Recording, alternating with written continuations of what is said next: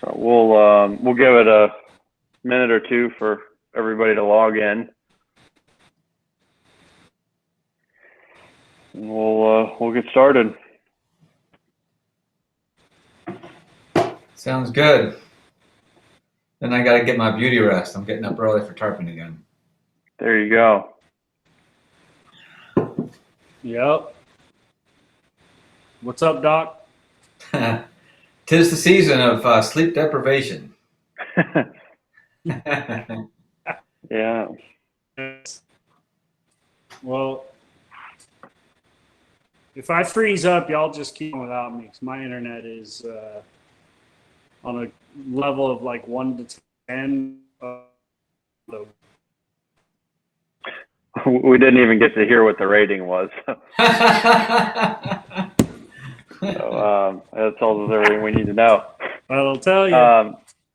Yeah. So we got some people starting to log in here. I think pretty much anybody that's a fisherman in South Florida knows Dr. Aaron Adams and or Bonefish Tarpon Trust. Sure, we got some people on that are outside the area or aren't fishermen. So let's just kind of do a brief introduction. Dr. Adams, you know, you lived over here on the west coast of Florida for some time, out on Pine Island, and now you're over on the East Coast. But you know, you've been with Bonefish Tarpon Trust since the beginning, right? Not quite the beginning, but pretty close. They started in 1998, and I started doing research with BTT in 2003, and then I've been with them as first director and now director of science since I think 2006. So 14 years. It's a long time. Yeah, and BTT is, you know, one of the most respected organizations in the marine conservation realm, and you know the work you all do. I mean, I think the coolest thing, you know, and the simplest thing that I've taken away is, you know, and this is long before we got involved with Captains for Clean Water. You know, I remember you spoke to our fly fishing club when I was in high school, the Sanibel Fly Fishers, and you know, put it pretty simply, like if there's a house for the fish, they'll be there. That's, you know, habitat is the basis for everything, and you know, as it can be kind of hard to understand that if you're new to fishing. When you're out there on the water every day, it's pretty obvious, you know, how complicated these ecosystems are and how fragile they are, and how, you know, everything we do impacts them. But I mean, that's the bottom line. If there's a healthy habitat, there's going to be a healthy fishery, and as soon as you lose it, you're not going to have a healthy fishery. Yeah, for sure. I mean, BTT is focused on the habitat and water quality side of things since the beginning.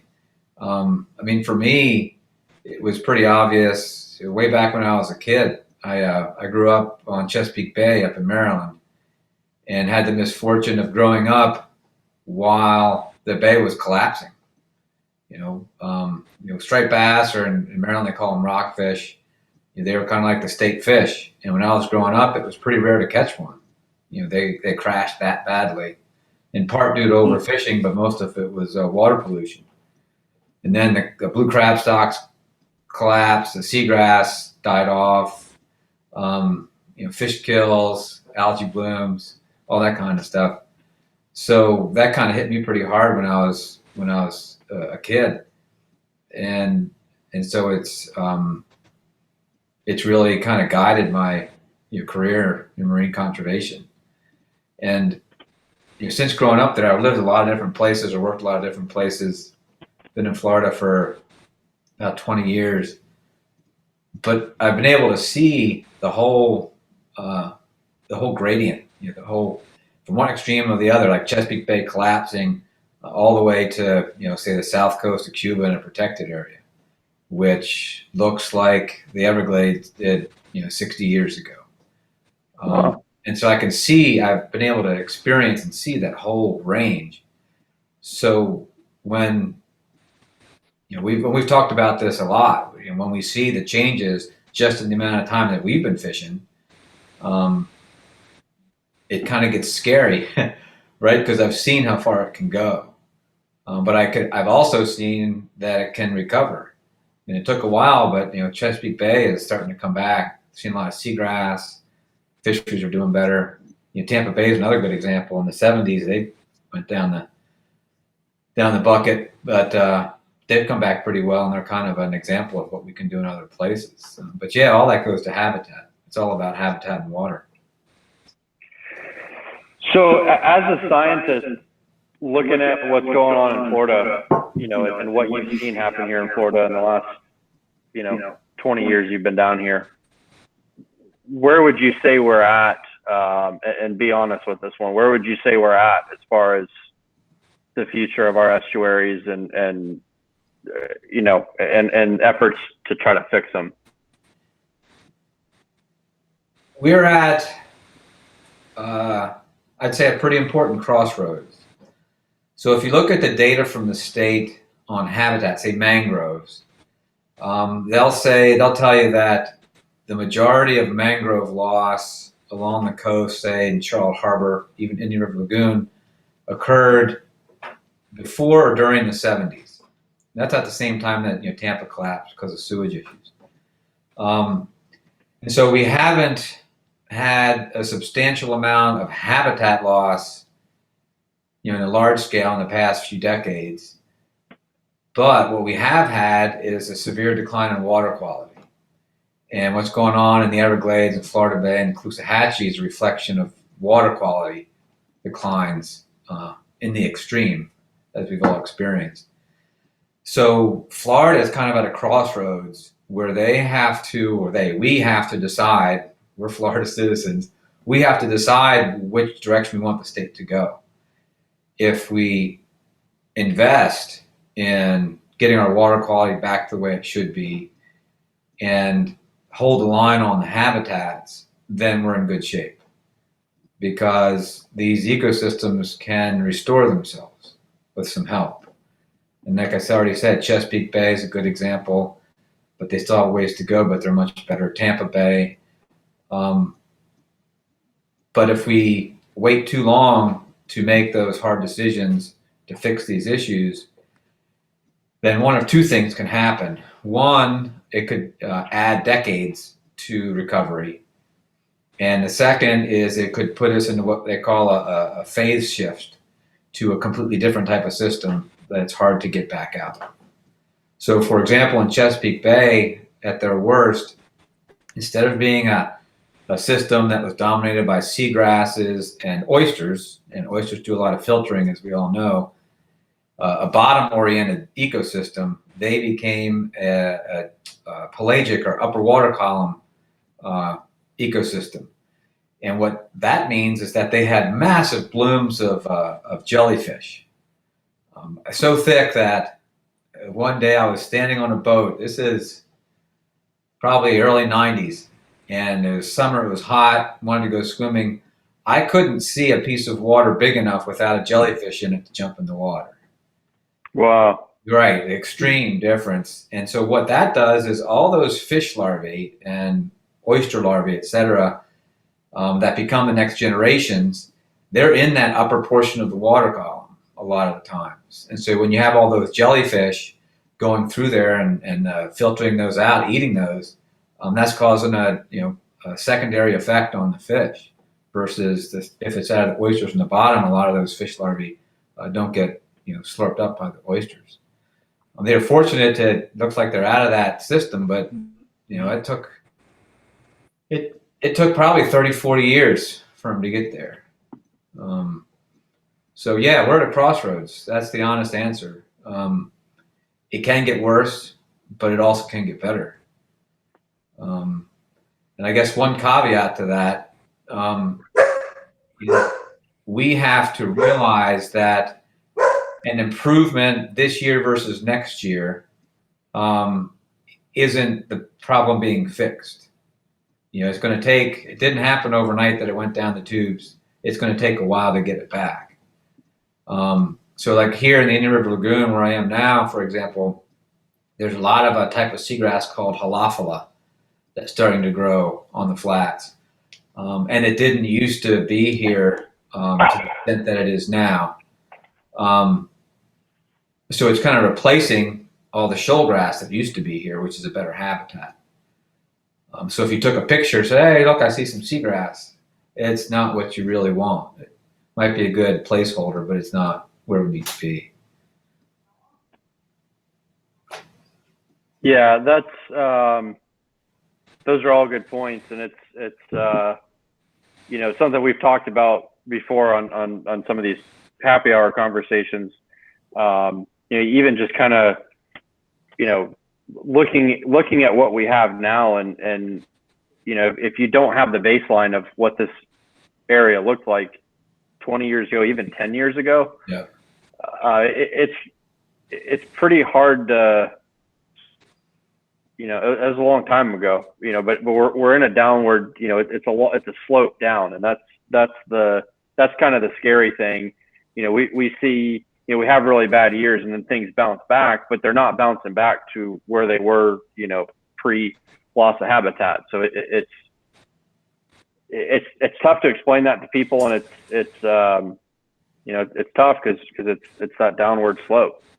And I think a lot of people don't realize, that's going to continue to happen until, we hit that point that you were talking about, where we see either a phase shift or, a lot more complications in it, to where, it's going to be harder, more expensive, and more time consuming to try to restore the estuaries. It's never going to be as cheap as it is and as easy as it is right now. Oh, that's definitely for sure. I mean, the cheapest thing to do is to not mess it up in the first place, right? Yeah. So I kind of compare that to, preventative medicine or going to a dentist, right? You go to the dentist every year and you're less likely to lose your teeth later. Whereas what we're doing now is more like emergency room care, and it's a lot more expensive, and you don't know if it's going to work. And the farther you get along, the more expensive it's going to get, and the less certain you are that it's really going to work. But the other thing that a lot of people have to realize too is, as the systems get sick, they're less able to respond to things that they would normally not have a problem with. So, for example, a hurricane, right? I mean, Florida historically has seen all kinds of hurricanes. At one point, I did a search on the National Hurricane Center webpage for Pond Island, and over the previous 100 years of recorded hurricanes, I want to say that there'd been something like 50 or 60 tropical storms or hurricanes that had come within like 30 miles of Charlotte Harbor, right? So that system's been through all kinds of stuff before, and it's handled it. But what we've done now is we're making those systems sick, so that when we get something like Irma, which dumps a lot of extra rain, what do we get, like 10, 15 inches of rain with that storm? You get all those nutrients coming in, and now Charlotte Harbor is starting to have those algae blooms on the grass beds. Right? Before the system was sick, it would just flush that out without a problem. Because Hurricane Charlie, which was what, 05, 04, 05, that came right up the gut, defoliated half the mangroves in the upper harbor, Pond Island, which put a lot of nutrients into the system. But we didn't see those big algae blooms after Charlie because the Charlotte Harbor was healthier at that point. But now that Irma came through, with the rain and not even a direct hit like Charlie, now we're getting all kinds of pictures of those algae. So the systems aren't as resilient as they used to be, and that's a big indicator to us that we're getting pretty close to that phase shift that we talk about. But yeah, explaining that to people who aren't from here, don't have the history, is tough. That's part of what we do, I think. Yeah, and that's you're talking about the kind of the preventative medicine side of this. We're looking at the news right now on this Pebble Mine they're trying to put in Alaska, in Bristol Bay. It's like, looking at that from, if you ever want to eat a a salmon out of Bristol Bay, which, half of the world's sockeye supply comes from Bristol Bay. It's sustainably harvested there. If you ever want to go to Alaska and fish, if you want your kids to be able to do it, I mean, it's like you build this mine. If there's a disaster, like it's lost. It's lost. And trying to think, look what's happened to the Everglades. Look what's happened to Chesapeake Bay, South Louisiana. I mean, all these areas that we've managed to screw up. It's like the places that are left. We know what's going to happen if we go in there and start doing, dumbass things like building gold mines in the middle of, the last frontier we have. So it's pretty unbelievable that we're still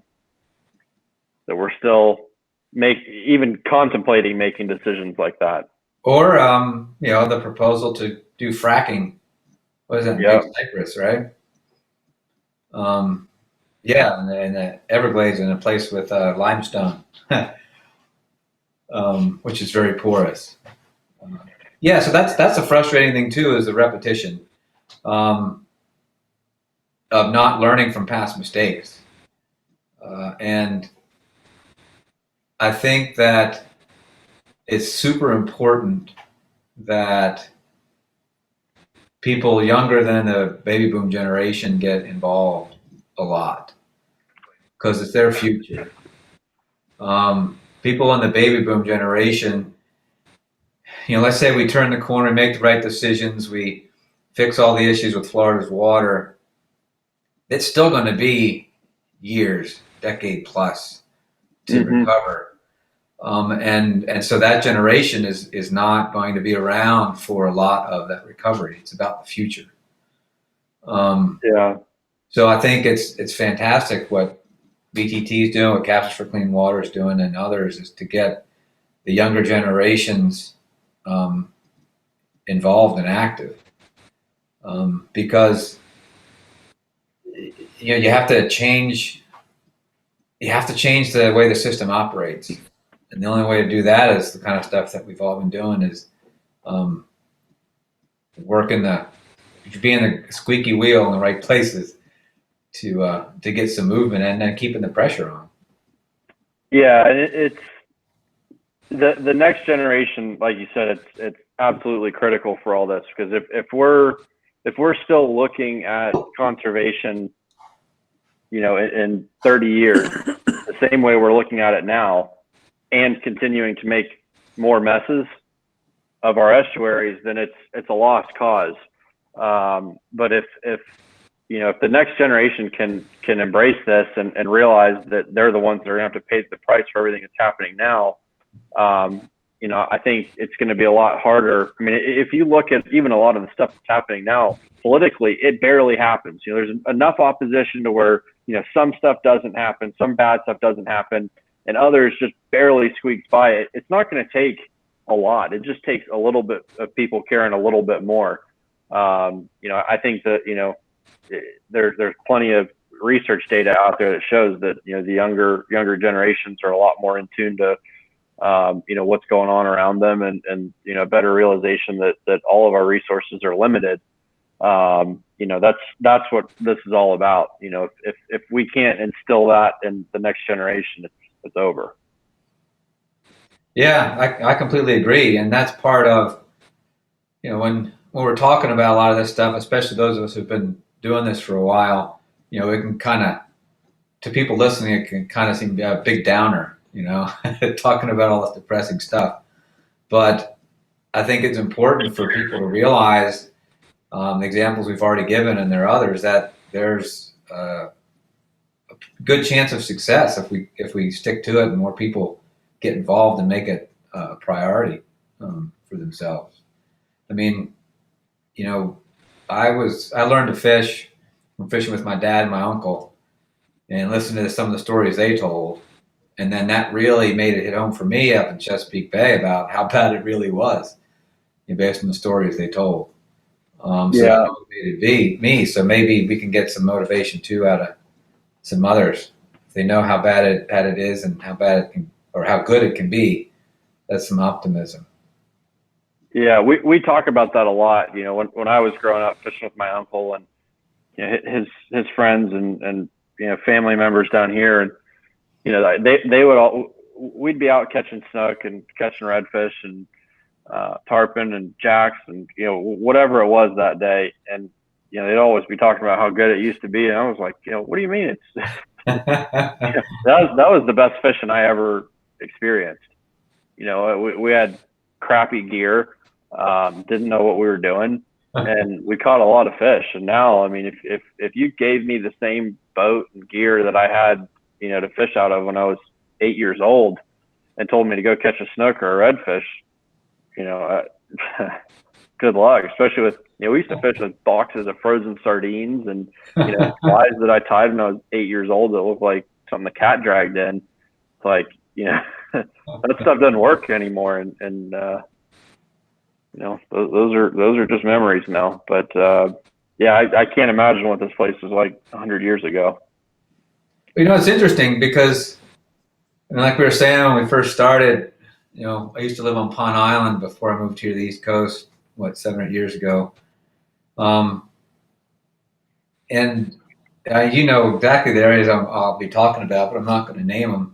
There's some, did some good backcountry fishing in that general area that people didn't invest the time to go into or didn't have the right skiff to get into.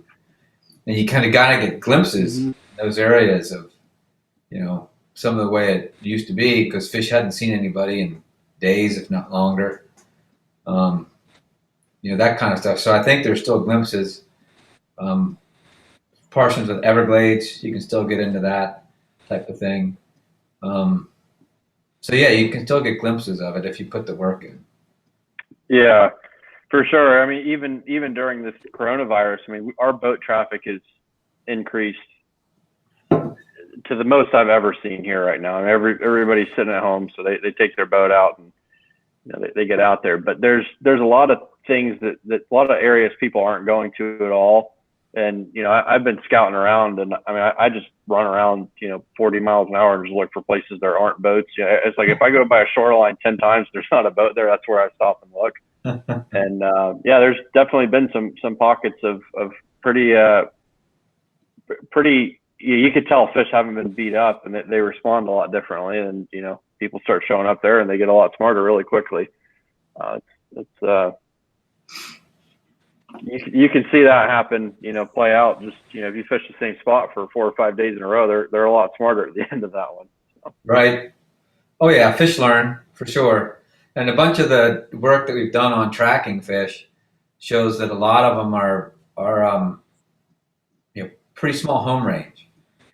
So we did some tagging of snook out on the beaches. That's probably 10, 12 years ago now. Out there in off Charlotte Harbor, Upper Captiva, Cayo Costa, Sanibel. And we found that they would go back to the exact same spot to spawn every year. Right. So if we tagged a fish on Cayo Costa, it was not recaptured on Upper Captiva. It was not recaptured up north of Oak Grant Pass. So they have these pretty small home ranges. So if, as a fisherman, you keep going back to the same spot, you're fishing the same fish.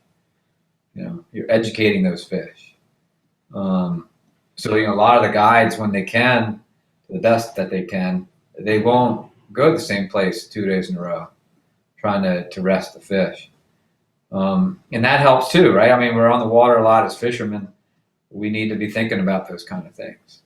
But the other thing that happens is when all the water flow changes, like coming out of the Caloosahatchee or even some of those mangrove creeks there in Charlotte Harbor that are having water flow issues, that's going to change when and where the bait are. And so that's going to move the fish around in ways that they're normally not really keyed into. And so that can kind of make things a bit tougher too for them. Yeah, it's really incredible to see. Can you guys hear me, or am I still breaking up real bad? We can hear you. We just can't really. You look like you're reporting from somewhere without internet. I'm in my bunker, but no, Doc. One of the things when they see like a value in observation that anglers have to the data and like to the data in this world that they understand. And to them, it's always interesting to me to see like how they take what we're seeing and how it mirrors. By being a scientist and an angler, I think is kind of a unique perspective there, because you look at the data of things, but you're also out seeing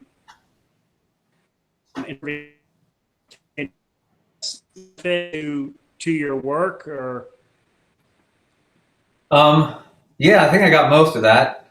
I think the first part, yeah, it didn't used to happen much, but scientists now frequently work with anglers to kind of fill in the picture of fisheries, and that's especially true for stuff like tarpon or bonefish that have been catch and release.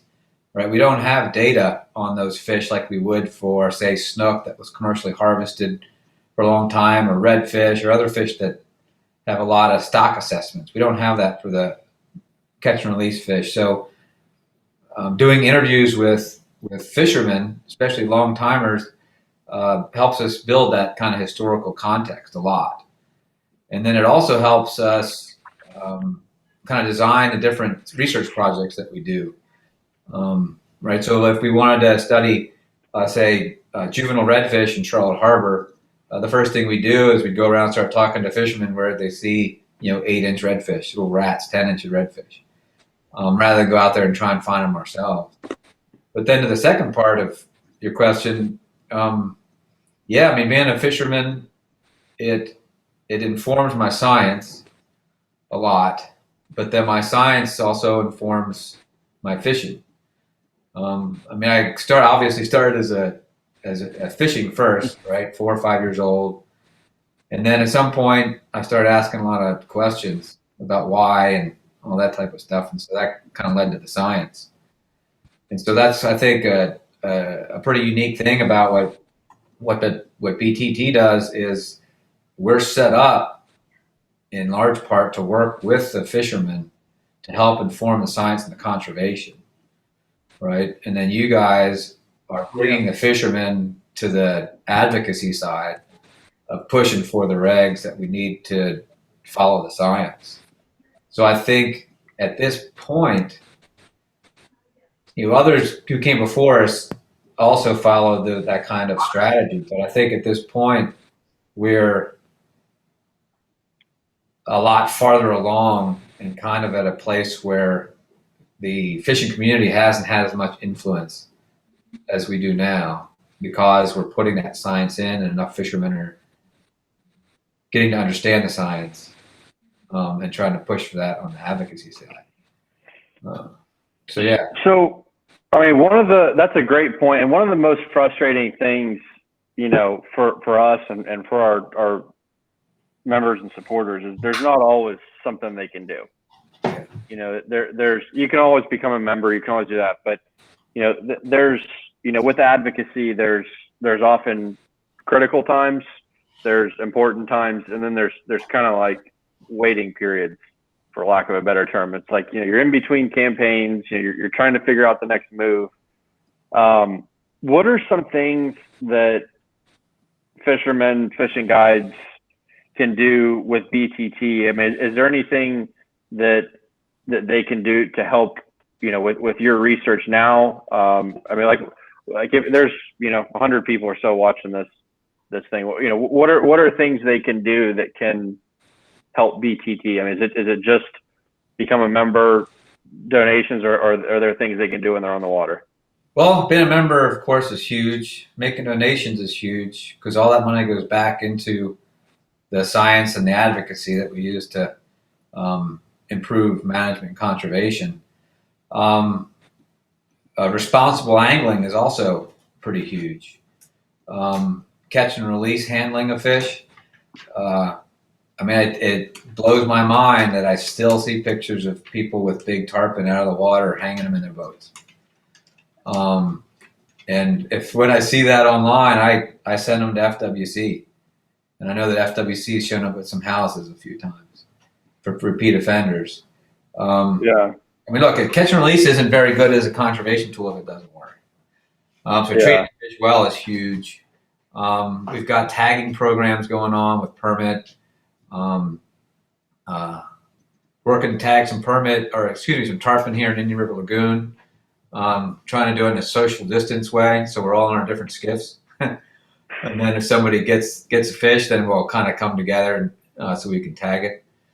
So participating that way is big. But it's also a lot about leading by example, right? A lot of fishing guides are really adept at Instagram now. And that's a teaching tool. You don't want to be, over the top on it, but leading by example is huge. So how you treat the fish, people notice. It's not the fishing magazines anymore, right? It's the Instagram posts.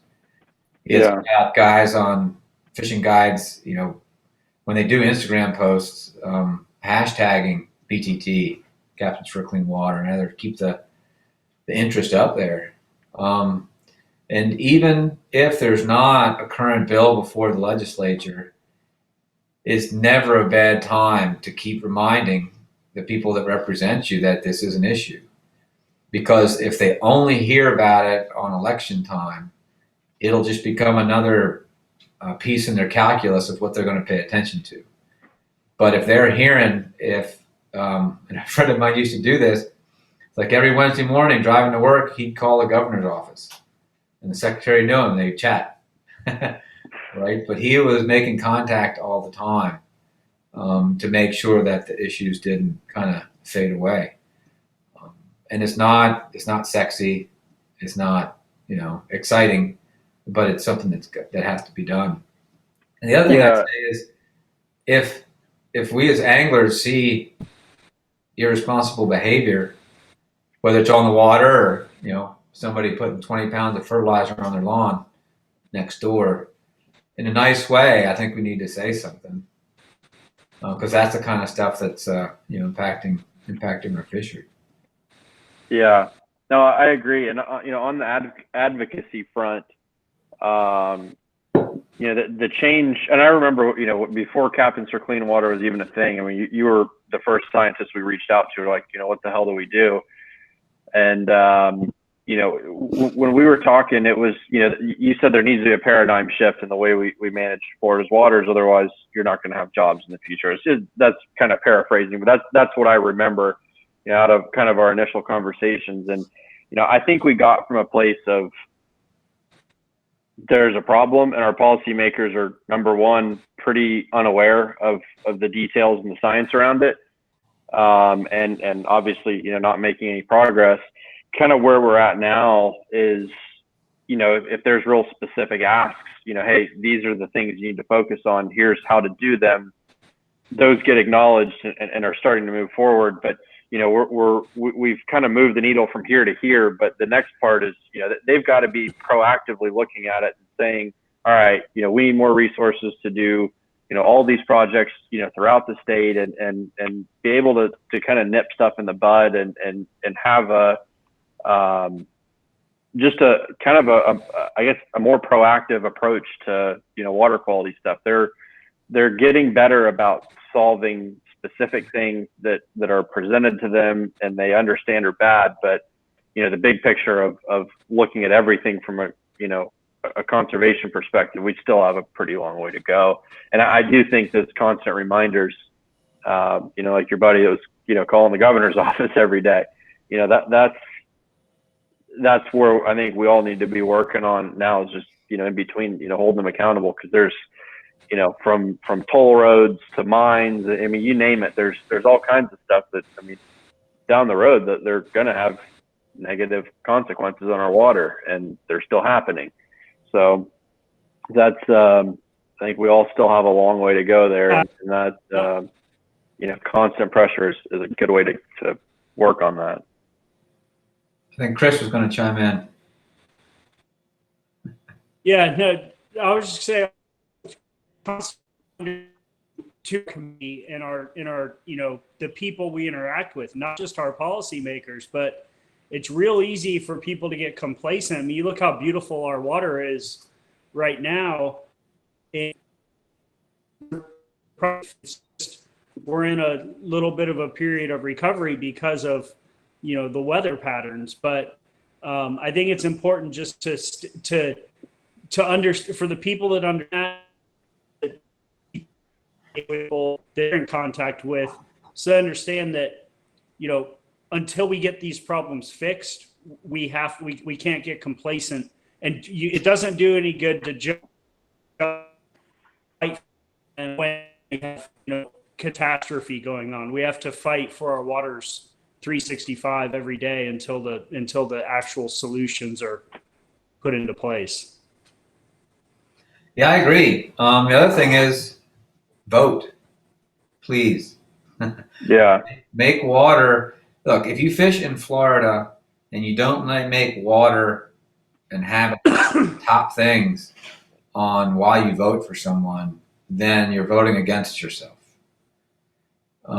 Because if we don't have clean water, it doesn't really matter what FWC does to manage the fisheries. They're not going to be able to do it.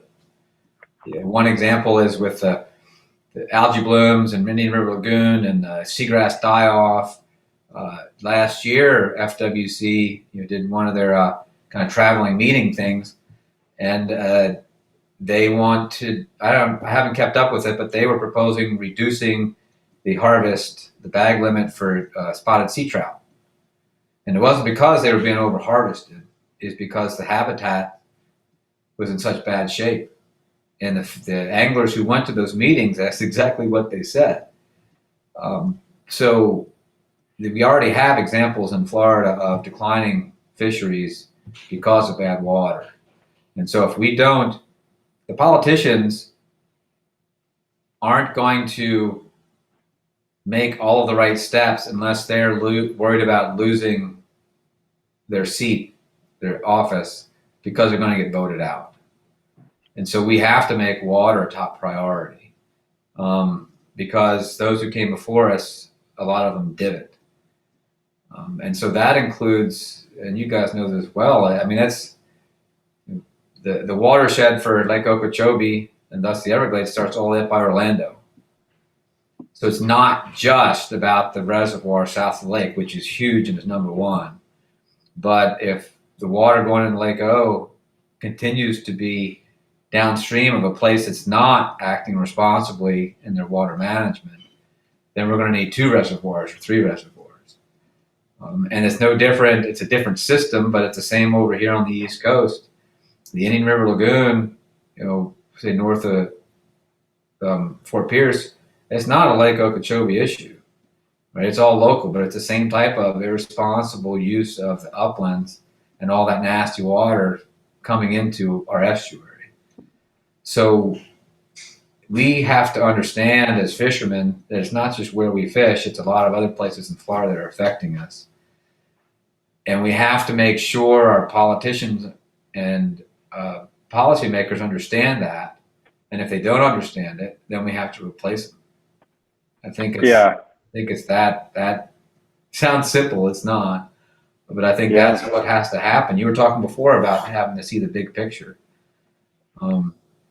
If we don't get a handle on responsible water management in Florida, it's going to be really tough. And that's the big picture, I think. Yeah, and that's exactly it. I mean, there was, some legislation that was, that was proposed this year to work on the water quality north of Lake Okeechobee. I want to say we're getting 5 times the amount of phosphorus in the Lake O every year is what what's been determined to be the harm threshold, which that's assuming that's right. I don't know, but there's way too much phosphorus going in the lake, and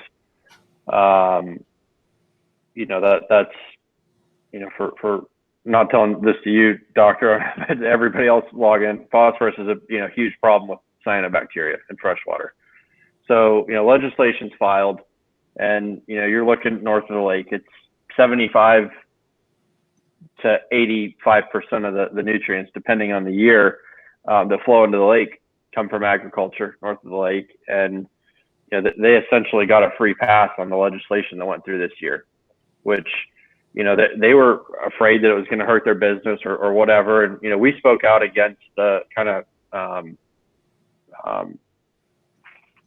the changes that were made to that legislation that was watered down. And we were hit with personal attacks and all the typical political BS that ensues. But it's that process. If that's the way we keep trying to get through this, let's try to sow confusion and make people not understand what's going on. There's not going to be anything left. We have to actually address the root of the problem, and if it takes creative solutions that we weren't able to come up with this year, then so be it. It doesn't really matter how we get there. We need to get forward movement on something that's going to stop the nutrients from getting in the lake and find ways to get the existing nutrients. The bottom of Lake Okeechobee is a big, muddy, mucky, nasty phosphorus pit, essentially, from 100 years of legacy pollution. So it's not just about stopping the nutrients in there. We have this big, it's kind of like a sponge. If you think of it like a big sponge that lines all of our waterways, we have to get all that out too. So if we're still fighting and trying to figure out how we stop the stuff going in, we still have to figure out how to get the rest of it out. So we have a lot of progress, and we made a baby step this year. There was some good stuff in there about septic tanks and stormwater stuff, but there were exemptions for everything in there. Industries got in there and lobbied. So that's a big problem, and people need to understand that it's everything upstream impacts, and if those changes aren't made across the whole system, then it's going to be a continuing downhill slope. Like we're making progress now in the way Lake Okeechobee is being managed. It's not perfect, but they did a little better job the last 2 years than they have, creating a little more capacity in the lake, and that paid off, and we saw a lot of recovery here on the coast, but there's a lot more to it than that. You have to stop those nutrients. You have to clean everything out there. The way our plants, the aquatic plants, are being managed. I'm not an expert on that by any means, but when you see huge pieces of marsh, sprayed with herbicide, and then muddy water and algae blooms after it, that's the reason all that stuff's thriving is because it's a very nutrient-rich environment. So we're creating a lot more problems, with the input of all those nutrients, and the nutrients are already in there. It's a vicious cycle, and we need to get that fixed. And that goes back to what we were talking about before, that bigger picture, right? Even now, when we have all this science that allows us to manage much better than we're managing, because we're still following a management strategy that's from the 1950s. It's all piecemeal. It's not connected, right? So, where to begin? So instead of looking at this big picture and all that interconnectivity, the way the management system is set up is kind of in silos. So DEP is in charge of managing the habitats. FWC is in charge of managing the fisheries. When FWC does their stock assessment and management plan for snook, habitat's not incorporated into that, right? So we know juvenile snook, juvenile tarpon require that backwater mangrove habitat, and that's stuff that's severely under threat from habitat loss, but also the ton of degradation that we were just talking about with all the nutrients and water flows. None of that's incorporated into how the fisheries are managed.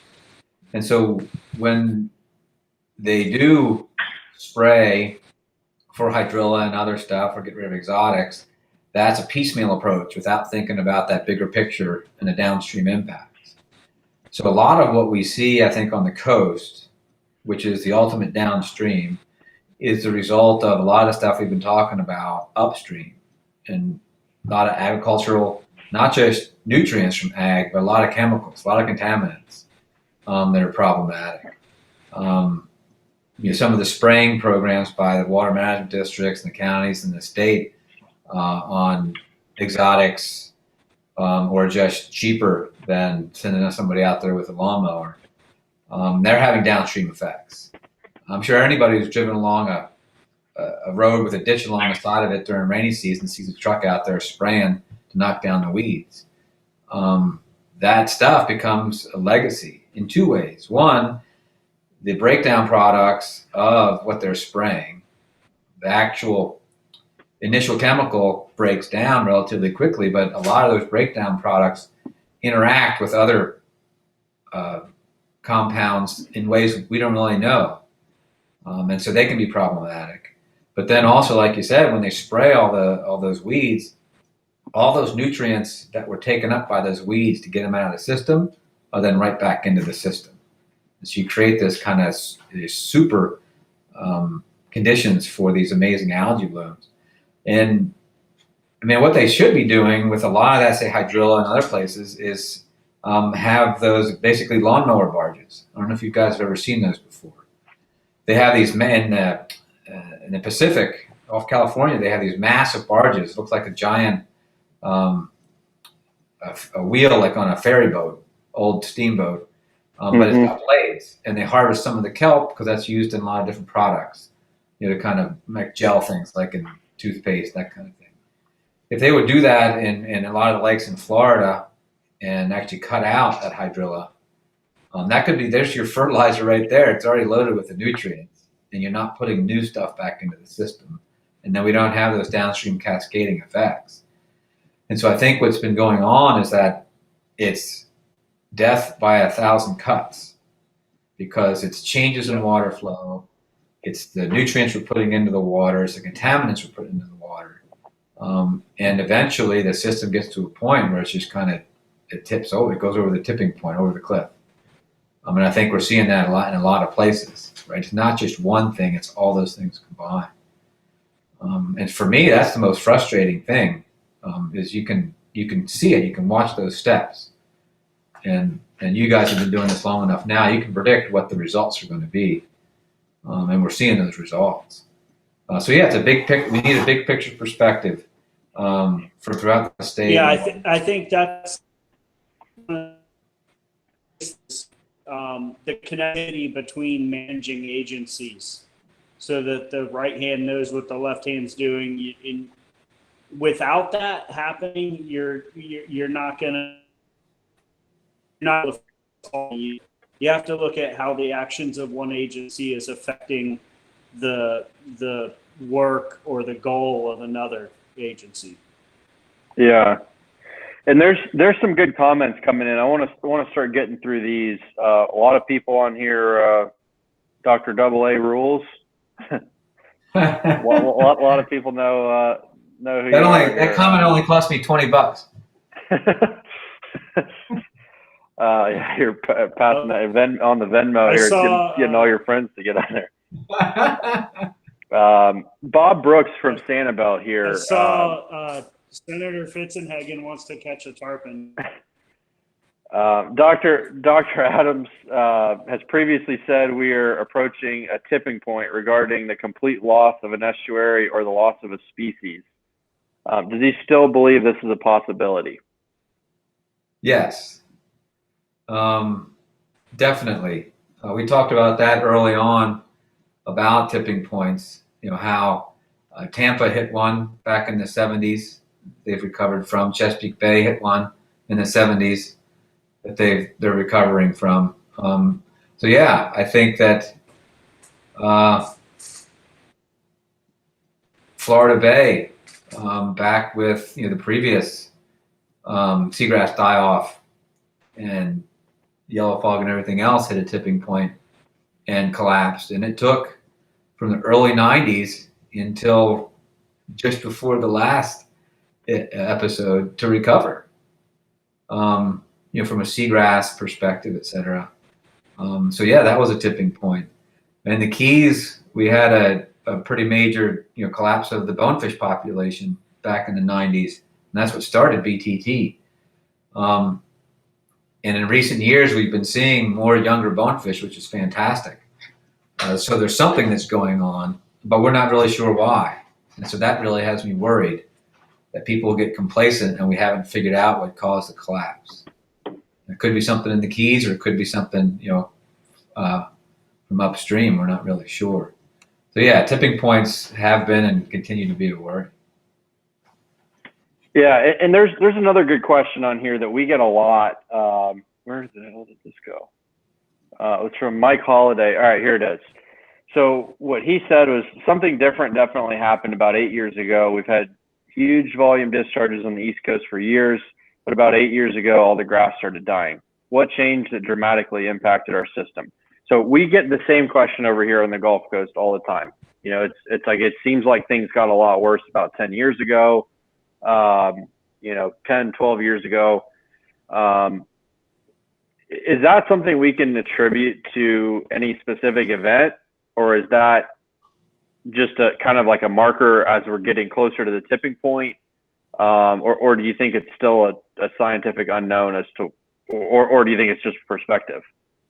I think it's a combination of a lot of that. So I can't remember the exact dates, but so I'd say around 2006, that time period, maybe a bit later, might be 10 years, 10 years ago. Anyway, we had a couple of years of drought. And so virtually no water came out of Lake Okeechobee. The seagrass and Caloosahatchee River was, all the way out. I mean, it was going great. Florida Gulf Coast University did a big oyster restoration project. I had oyster bars going gangbusters. Everything was going great. But that was because we had a drought. We weren't getting the water. And then it must have been, I would say 2009, be my guess. We had a big flush from Lake O because of a lot of rain. And it killed all the seagrass, a lot of it in the upper portion of Caloosahatchee. It killed most of the oyster bars. So that was one big slug. The big slug that really got Captains for Clean Water going, what was that, 2015? 2016. 2016? Yeah. That was not only a lot of water, it was Yeah. sustained a long time. So if you look at things like seagrass, like turtle grass, right, it can handle some low salinity exposure, but if it's exposed to fresh water for more than a couple of weeks, it's going to die. So it can take smaller amounts for shorter periods of time. But when you get those really big events, it doesn't matter. And the oysters are the same. They can take fresh water for a bit, but a couple of weeks of fresh water, they're dead. That's even if the water is completely pristine fresh water. Take all the nutrients and contaminants out, and we just talk about the change in salinity. That's going to cause a difference, right? So if you have a period of drought, everything's going gangbusters, boom, you throw in all that fresh water, that's huge. But then also what happened is with that big slug of water, without water coming out for a long time, it was super loaded with nutrients and contaminants. And so we were seeing a lot of sediment, the contaminants, algae blooms. And so I think it goes back to what I was saying before about those cumulative effects of a lot of that going on. And then on top of that, on the East Coast, even in areas not impacted by Lake O flows, we had the 2010 cold snap. And I remember that standing on Pine Island at Demery Key, the north wind was blowing so hard and it was so cold, I could look all the way to Pineland, which is 8 miles, and I could have walked there. It was dry ground. And at night there was frost on it, right? Wow. So it was heavily impacted. We were doing studies. We estimated that, I want to say 40% of the snook population got killed, the adults. But Charlotte Harbor came back from that super quickly. There wasn't a seagrass die-off. A couple-year closure for snook. They came back pretty well. In contrast, the northern Indian River Lagoon collapsed. The seagrass died. Algae blooms. right? Because they were already compromised. So I think it's that combination of factors, Mike, that kind of put it over the edge.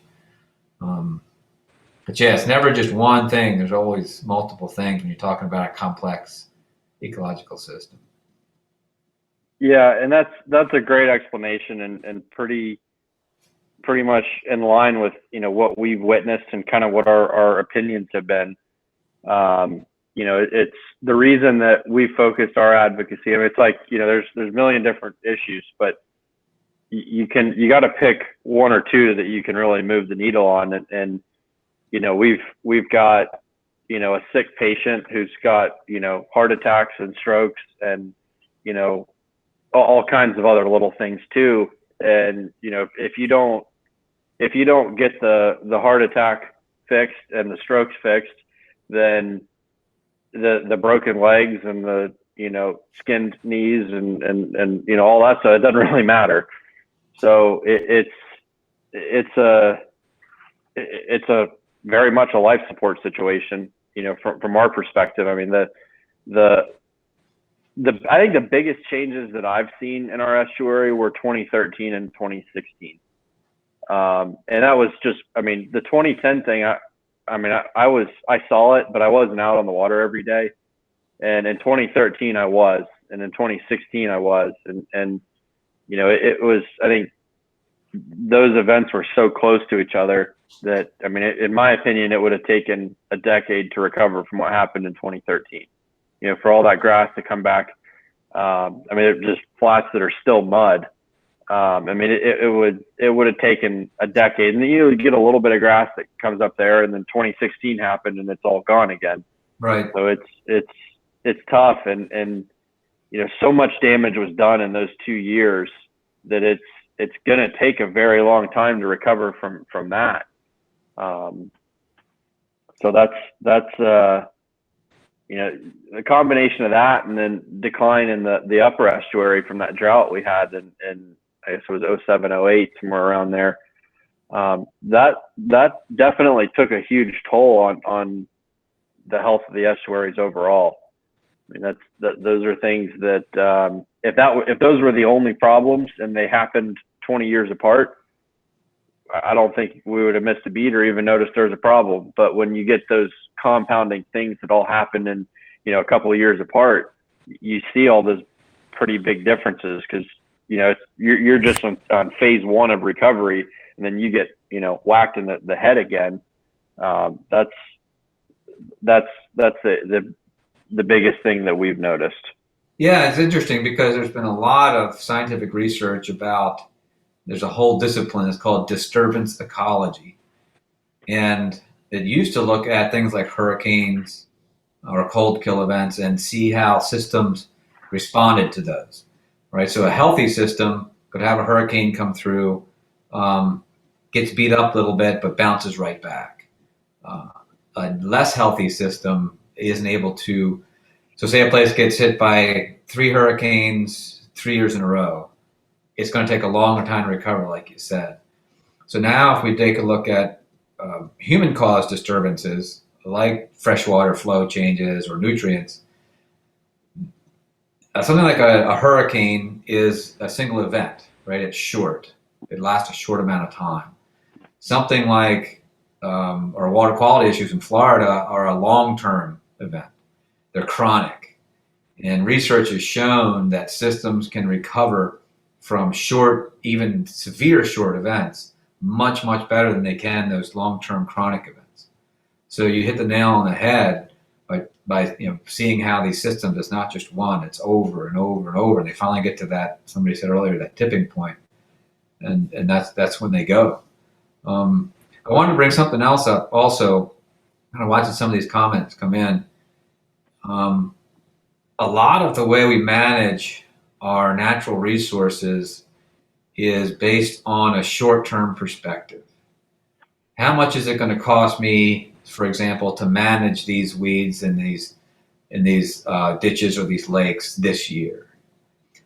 What they don't take into account in their financial assessments is that they're externalizing the costs, right? So they say it cost me 2 guys in a truck with X amount of dollars worth of weed killer to go down and spray this ditch. And they don't see that downstream of that, they're actually degrading and declining the economic value of the fisheries, right? So that's another cost that they're not incorporating into their calculus. And I think if we look at a lot of these things in the big picture as a long-term investment, then the calculus changes, right? If our management agencies actually have to internalize what they now consider external issues, like declines in fish because we lose our seagrass, that calculus changes. So if, for example, the Army Corps didn't just have to think about managing Lake O, what those costs were, but they had to incorporate payments for downstream damage to fisheries and habitats, they would rethink how they would do their risk assessment, because the cost to them would be considerably different. And so I think that's part of that paradigm shift that we've been talking about, guys, is getting people to think differently. Thinking about that longer term, right? I mean, that's why we catch and release fish, right? Because we want to be able to come back and catch big snook next week and next year versus keeping them all. So that kind of financial argument from some of our resource managers, I just don't really think cuts it, because they're not looking at that bigger picture. Yeah. No, that's definitely, that's where, in my opinion, this is kind of personal politics, but, our government should definitely be looking, it's their job to look long-term, not short-term. Like it's, if we as a state are making decisions to get us by the next 3 years, then, that's kind of all I would need to know to want to pack my bags and move somewhere else. Because, if we're making that short-sighted decisions, with the $92 billion a year budget, then we're not effectively spending taxpayer dollars. If we're knowingly or unknowingly creating more problems that are going to cost more to fix, then it's just it's just a bad way of doing things. Another way to think about it too, only way.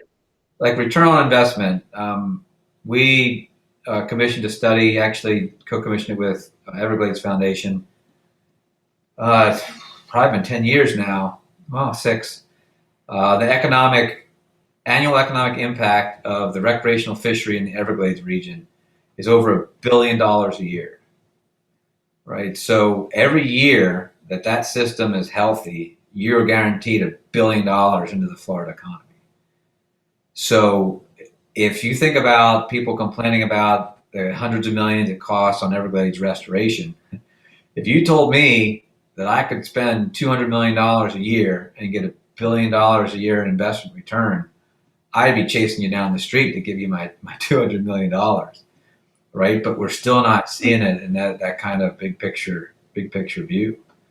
So yeah, when you talk about economics or the cultural value, the social value, I think we need that different type of thinking for sure. Yeah, I also wanted to go back to the health of the systems overall. It's just to put things in perspective, it's pretty similar to COVID-19. If you're a healthy person right now, you've got a lot less chance of dying from COVID-19 than if you have heart disease, pulmonary issues, those other comorbidities.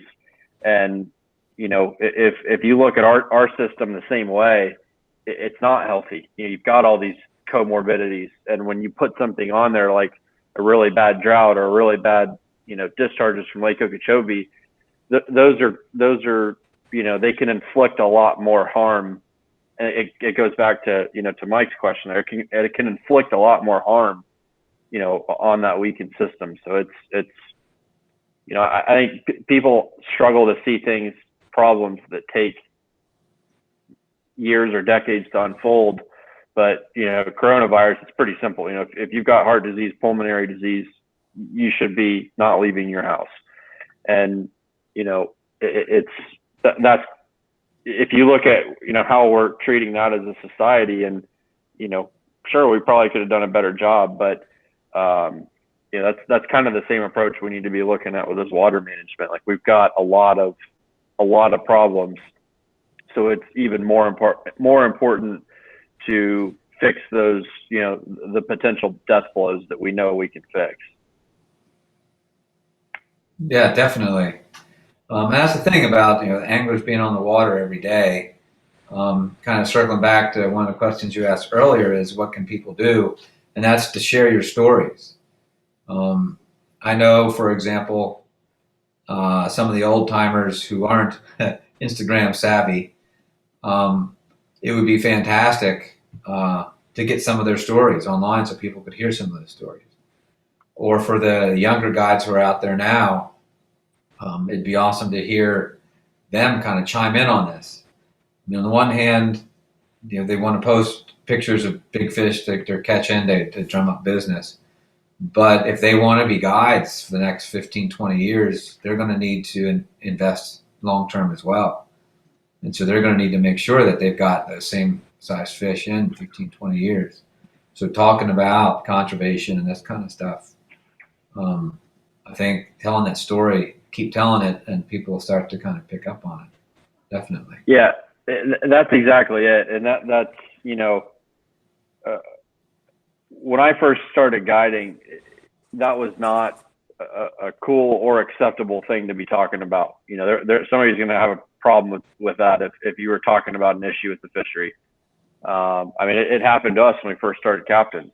People were saying, "Oh, shut up, don't talk about that. It's going to kill business." It's like, well, no, it's really not.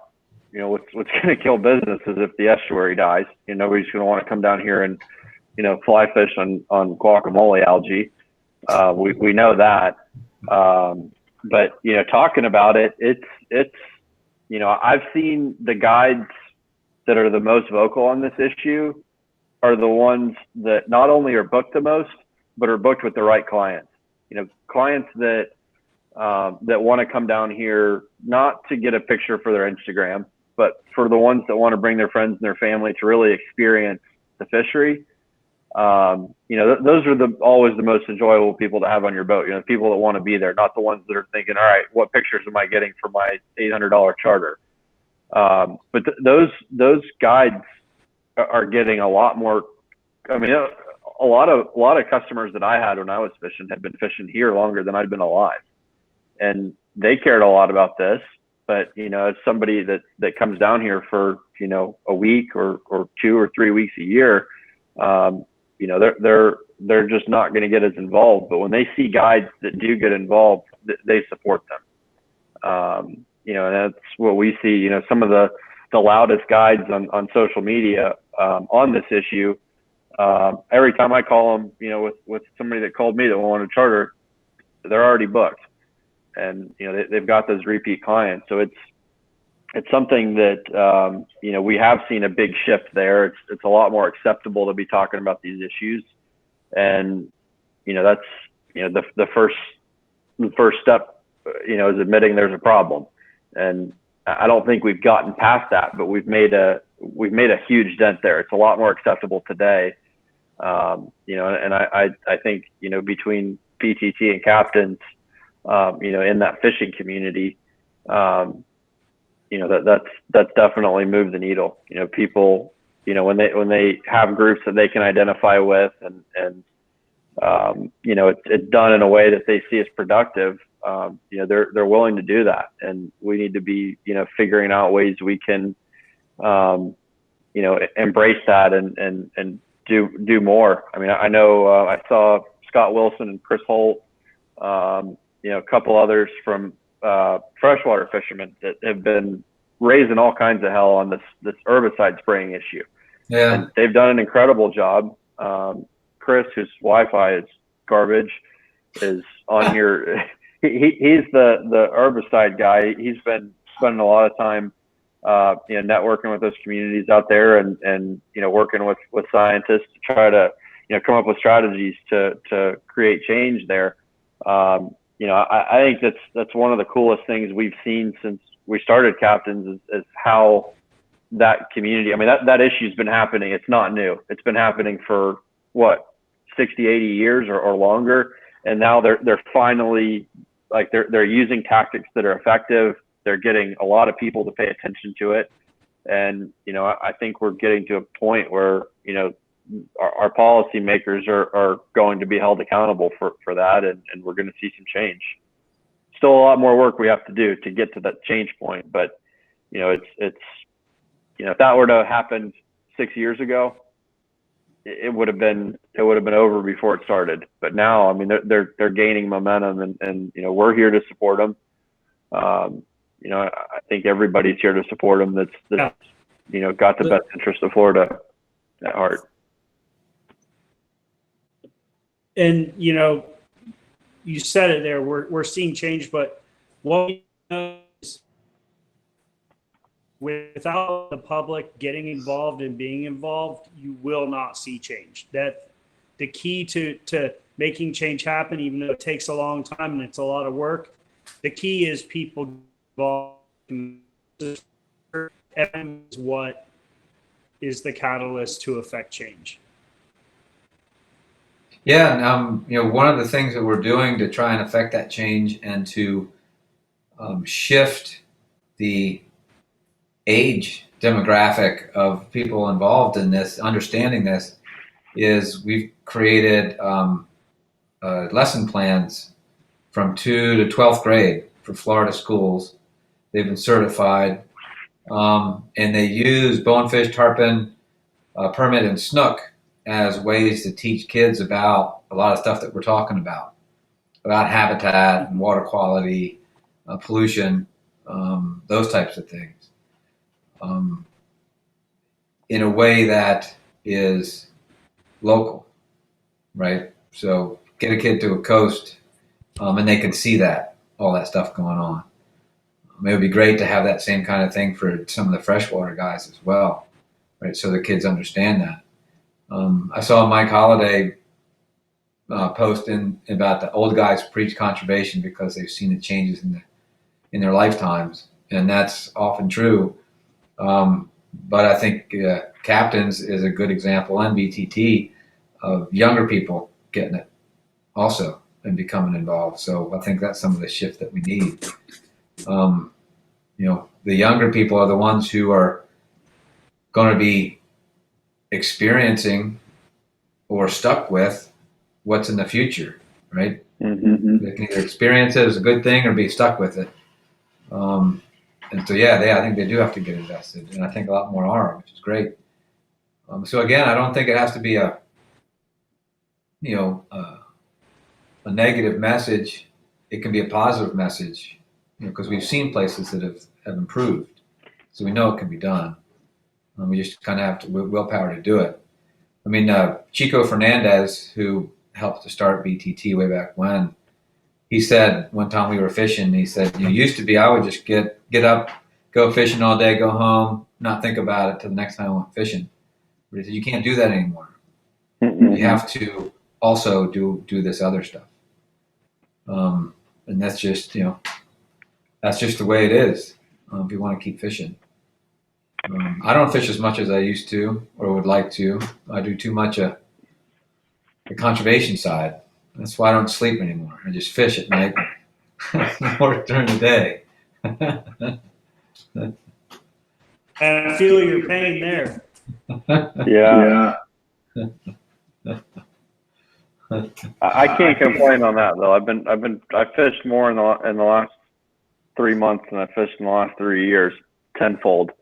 So I'm at least getting out there a little bit. But it's funny, like when you're detached from it, I might have fished 8 days last year, which is crazy because they used to fish 300 days a year. But I mean, when you're out on the water every day and you're seeing it firsthand, and you're remembering what you did in that same spot 20 years before, and have very vivid memories of tarpon swimming down a shoreline, or school of reds or whatever it is. when you're sitting there and trying to ponder some of the decisions that are being made in Tallahassee and Washington right now, it's just like, what do you have to do to just grab a politician and rip them out there and set them on the front of your boat and be like, look at this, do something about it. Like why would anybody not want that to continue to happen? Like it blows my mind every time I'm out there. And, I think that, you got it. People have to be connected to the resource. They have to be out there enjoying it. If you're stuck in an office all the time and, if your kids are sitting around, that's my world's biggest pet peeve. Kids playing on iPhones and iPads and stuff. Like they need to be getting out there and enjoying it, because, learning about snook and stuff and permit and tarpon, it's great. But if you don't get out there and, watch the sun come up, watch the sun go down, get caught in thunderstorms, like you need to get out there and experience all that. It just, there's, being disconnected from it, it's easier to let it slip away. If you're connected to it, you're going to go down swinging. I mean, it's just, we live in one of the most incredible fisheries on the planet and incredible ecosystems on the planet. And, being out there every day and really feeling it, like that's what's needed. And yeah, it's funny you talk about thunderstorms. I remember seeing a woman that we were going to pick up somebody off the dock because the storm was coming, wanted to get out, end the fishing trip. And as we approached the dock, the electricity was so amazing that her hair literally stuck out like this. So we told her to go back into the building and we'd get her later. Yeah. Lightning is messed around with, man. I've always been one for kind of pushing the thunderstorms a little more than maybe it should have. I mean, the fishing's just so good, right before a storm, right after a storm. Yes, it is. It's like, if I would have lived my life to this point and not experienced a lot of those bites, it's like, well, what's the point? Like, best tarpon fishing hands down I've ever experienced. It's like, yeah, kind of got PTSD from the lightning cracking down, and but it's, I mean, whatever. That's the way it goes. Yeah, I've had a couple of my best days bonefish fishing on the leading edge of a tropical storm. They're feeding away. That's pretty crazy. One more thing I thought about, kind of circling back to what people can do, and again, it's not exciting, but in DC right now, they are going to vote soon on an infrastructure bill. And it's part of the COVID relief stuff, and it's got a lot of highway stuff in it, but it also has a lot of habitat restoration in it. And it's got a lot of potential projects in Florida. So anybody who's listening and watching, just go to your representative up in DC, their webpage, and just send them a quick email, say, please support the infrastructure bill because it'll help Florida. I think it would be a lot of money for a lot of the restoration we've been talking about. Well, good deal. Yeah, I'll have to look into that. I'm not super familiar with that specific bill. I've there's been so much has happened in such a short period of time. But yeah, I'll definitely look into that myself. Yeah. Looking forward to it. I saw Eric Eichenberg, the head of the Everglades Foundation, put on here. They also have an Everglades program for kids as well, evergladesliteracy.org. But yeah, I think the more angles we can approach kids and teach them about this, the fish, for me, that's what it would have been. I mean, but the drinking water, I mean, it's a lot of people that we talk to, and you tell them about how aquifer recharge works, and they're like, oh, that's where our drinking water comes from. So where'd you think it came from? The faucet? Yes. It's having that just basic understanding of, how, and I've looked at some of the material that Everglades Foundation's put out and that's in their youth curriculum. And we've suggested a bunch of schools over here to pay attention to that and implement it, including the schools that I went to as a kid. But it's if you have that basic understanding of the water flows across the surface, permeates down, just having that in the back of your head makes it so much easier when, you know, a dumbass idea like, oh, let's, you know, start fracking here, or let's, you know, offshore drilling there. It's like, you know, or, you know, let's pave all this. You at least think, and say, man, how is that going to impact my drinking water, or how is that going to impact the snook? And you know, that's critical. Chris often talks about, you know, when he was a kid, about, you know, recycling. Like it wasn't, you know, that common of a thing to talk about. It wasn't a sexy topic. And I remember as a kid, you know, they pounded recycling into our head. That was the number one thing I learned about when I was in elementary school. Recycle, reduce, reuse, recycle. That was the 3 R's. We got tested on that. We had to talk about it. I remember, you know, carpooling, you know, with, you know, friends, and, you know, ride home from school with friends, and, you know, somebody would throw their, you know, bag of shit out the window. And, you know, like all the kids in the car would cringe. Like, whoa, you threw a, you know, bottle out the window. And they're like, oh, it's fine. You know, somebody will pick it up. Now, I mean, the you know, if you throw a stick of chewing gum out the window, you know, you kids in the car, they're going to freak out, and that's good. You know, it's a you know, progress that we've made, and you know, it shows that you can make steps forward. You know, driving around streets even when I was a kid, you know, it was rare that you saw a full recycling bin, and the recycling bins back then were, you know, this big.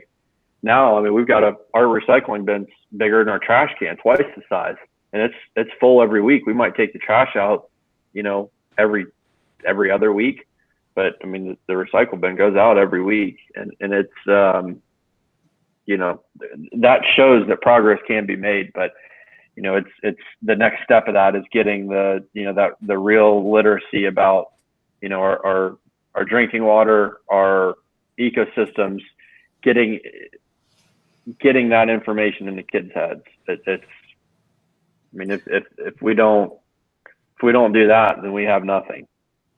Yeah, you know, it's interesting. You're talking about the groundwater, and how I was thinking as you're talking about that, how it affects in ways people might not understand. So I'll get the numbers mostly right, but a lot of the groundwater in Florida ends up coming up in springs along or offshore of the coast, right? So if you take all of the fresh water coming out of the rivers on the Gulf Coast of Florida into the Gulf of Mexico, that whatever that volume is, around 30% of that same volume comes up through the groundwater into Tampa Bay. Right. Wow. So think about that. So when you have that water coming up, if it's got all those different nutrients in it, because you put so much fertilizer on the fields, it percolates down into the groundwater. That groundwater comes up. A large portion, significant portion of the nutrients in Indian River Lagoon are coming through groundwater. Right. If you look at the old Florida cartographic maps, you'll see all along the coastlines, you'll see a well, spring. There used to be all these freshwater springs before we really overused a lot of the aquifer, right? So take Charlotte Harbor, for example, and go look, and you'll see all these perfectly round lakes in the backcountry, right? Those are sinkholes, old solution holes. So that freshwater, saltwater connection is much more direct than people think. So I think about the proposals, for example, to do deep well injection to get rid of some of the nasty water. It's going to come back, right? Florida is a limestone peninsula with a lot of sand. And if we already know that a lot of our coastal nutrients are coming from the groundwater that we're not doing a very good job protecting, if we start doing things like injection wells or fracking, it's going to come back, and it's going to affect our fisheries. And I'm certain that just about everyone watching this fishes, right? I mean, that's a lot of our base. But even if people don't fish, they need to think of the healthy fishery or lack of a healthy fishery as an indicator of what's next for them. because if Florida is not able to support a thriving recreational fishery, then it's not going to be able to support the people who don't fish in Florida, because they, like you said, they depend on that same groundwater for drinking. They depend on that same groundwater for not being polluted, or not having to worry about the neurological effects of blue-green algae blooms, right? And they don't even have to fish to see all that. So we're kind of the proverbial canary in the coal mine, because we're the ones on the water all the time depending on these fish. But yeah, all those interactions with the water, fix the water, and everything else will follow suit. Yeah, definitely. And you know, the springs, we have a lot of springs offshore in the Gulf, you know, 60, 80 miles out in the Gulf. And we don't know exactly where that water is coming from. Like, you couldn't take a map and draw this water goes here. But we do know that that's where a lot of our red tide starts, you know, in those general areas. And, you know, if like the deep injection well thing, and, you know, aquifer storage and recovery, you know, if we're putting polluted water down there, if we're not taking the nutrients out of it, I mean, we don't know for sure that's where it's going to pop up, but, you know, I think anybody with a brain would realize that, you know, if that's an output, and if you're adding a new input, there's a chance it's going to end up out there. And, you know, we just, with so many unknowns, it's, you know, again, like if everybody had that basic, you know, Everglades literacy and fishery literacy, I think decisions like that would be made differently. You know, people wouldn't be saying, oh, let's start drilling a bunch of holes and put a bunch of pumps in and shoot it all underground. Like, well, why don't we just shoot it to Mars and you know, use it there? Like, it's just as sensible as shooting it into the Earth's crust. But yeah, I mean, I think if that were the case, you know, the science-based solutions of Everglades restoration and, you know, reducing pollutants into our waterways, I think they're a no-brainer anyway. But, you know, if everybody had that literacy, it would make decisions a lot easier to make, and I think we wouldn't be dealing with these problems. So that's definitely, you know, our big picture challenge is getting that next generation a little bit or a lot smarter than us. Yeah, that and holding our politicians accountable. Yeah. Yep. And that's something we can do now. It comes we can back hold to our politicians accountable today, and we're doing it, and we're going to do it more. I think Chris wanted to chime in. Yeah. Yeah.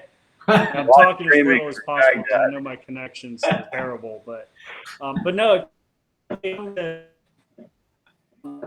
attention to the next generation, or whether it's action by our agencies or representatives, it all should be focused on the big picture and not looking at through these little silos, as you say, you know, looking at the big picture. Because if you're looking at the big picture and you're looking at something like deep well injection, if you with water in Lake Okeechobee, it could seem like a relevant thing. If you're looking at the big picture, you're going to see that it could do this to these offshore springs and fuel red tide, or it also is not so, you know, making sure that whatever the issue is, you're looking at the big picture and vetting any possible kind of solutions through is really important. Agreed.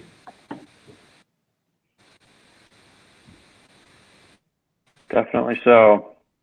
Well, we're at an hour and a half now, and I think you said you're getting out there on the tarpon bright and early tomorrow. I am. I gotta get my beauty rest. Sunrise comes early this time of year. There you go. So, well, thank you very much for joining us tonight. We really appreciated the conversation. A lot of really good discussion in the comments. Probably some of the best questions I think we've had, and some of these in the comments. Thank you. Thanks for joining tonight. Everybody that's still tuned in, everybody that watches from here on out, please go to, it's btt.org. Correct. Yep. Go to btt.org, become a member, add more donation on there, get a hat, get everything they've got.